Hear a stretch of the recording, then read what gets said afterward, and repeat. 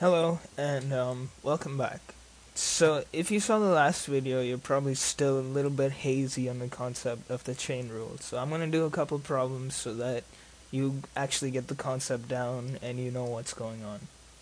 So, let me first write the chain rule up here so you can refer to it.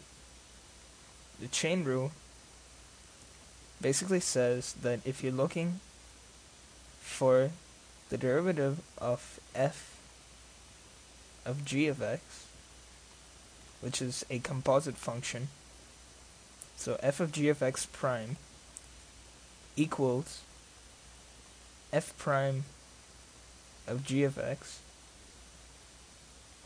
times g prime of x. And let me do a problem to really get this idea across to you. So let's say we had y equals e to the negative 5x. So step one is to figure out our u, or our g of x. What's the inner function? And so the inner function in this is negative 5x. So I'm going to let u equal negative 5x. Then I'm going to write y in terms of f of u. So I'm going to write this down here. Write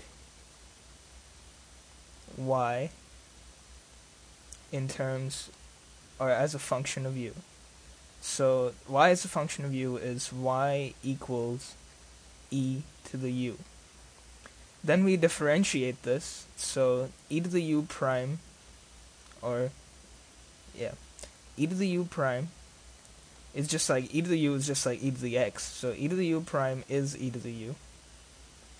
And then we have to multiply it by the derivative of the g of x. So g of x, or u, is negative 5x. The derivative of negative 5x, we multiply it by negative 5x prime. Negative 5x prime is just negative 5, so we end up with e to the u times negative 5. And then we can write this better as negative 5 times e to the u.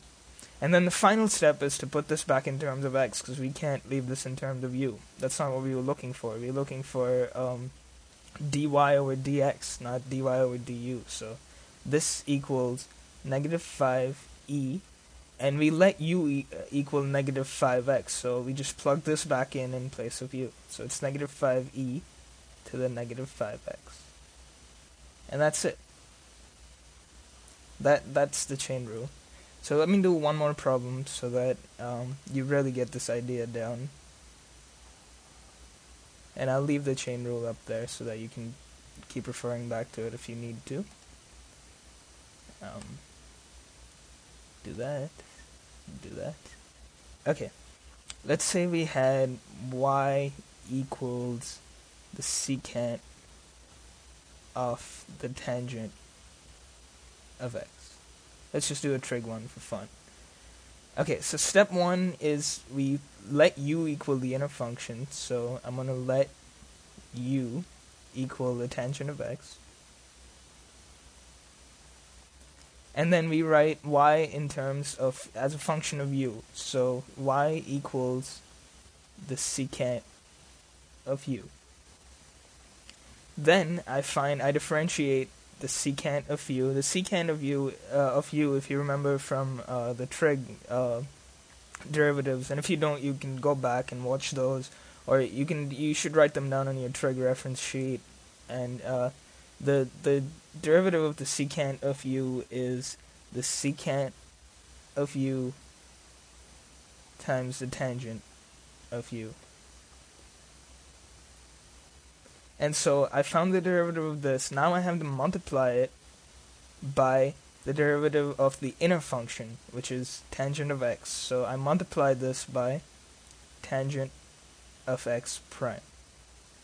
And tangent of x prime, again, you should go back to your trig reference sheet to find this out, but tangent of x prime is the secant squared of x. So we finally end up with secant u times tangent of u times the secant squared of x. And now we can't leave it in terms of u because that's not what we're looking for. We're looking for the derivative of y with respect to x. So all we need to do, the final step, is to go back. We know that u is the tangent of x, so we plug in the tangent of x in every place we have u. So this would equal the secant of the tangent of x times the tangent of the tangent of x times secant squared of x. And that's it. The chain rule, it's not really that complex, but you use this rule every time you have a function of a function, or a composite function. You have a function in the form of f of g of x. If you're still hazy about the chain rule, you can send me an email, and I'll try and answer your questions as best as I can. Keep watching.